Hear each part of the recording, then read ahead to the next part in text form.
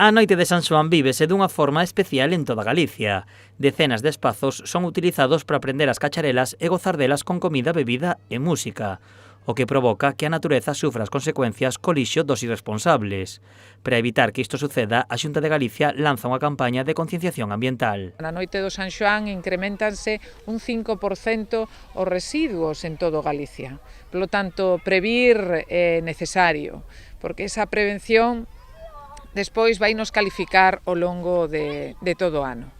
Por lo tanto, celebremos o San Xoán, pero fagámoslo con sentidiño. A Xunta pon especial interese nas cacharelas que se realizan nas zonas de costa, xa que, segundo advirten, un 80% dos residuos que quedan nas praias acaban no mar.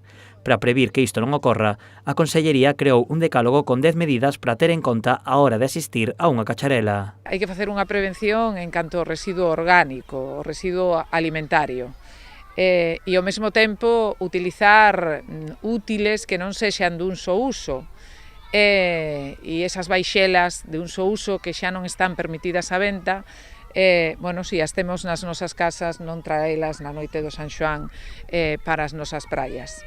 Levar tuppers, bolsas reutilizables e non decorar as praias son outras das medidas, pero a Xunta tamén impón controis aos concellos. Os concellos, xunto con Ecoembes, fagan o esforzo necesario e, polo tanto, si poden, dupliquen o número de contenedores que hai ao carón de unha praia e despois que saiban que xa temos 5 contenedores e, polo tanto, debemos de depositar o plástico e os envases no contenedor amarelo.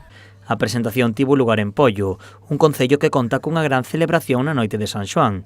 Dende a vila piden á veciñanza que aplique as medidas da Xunta. A noite e o día seguinte, que é festivo local, preparamos un dispositivo especial de limpieza de playas, pero que ese dispositivo, se non conta coa colaboración dos cidadáns, de pouco vale. Logo, eu creo que é fundamental campañas deste tipo e a colaboración de toda a veciñanza. Un claro exemplo do dano ambiental que producen os residuos da noite de San Xoán son as bolsas de plástico, cuxa degradación tarda 400 anos.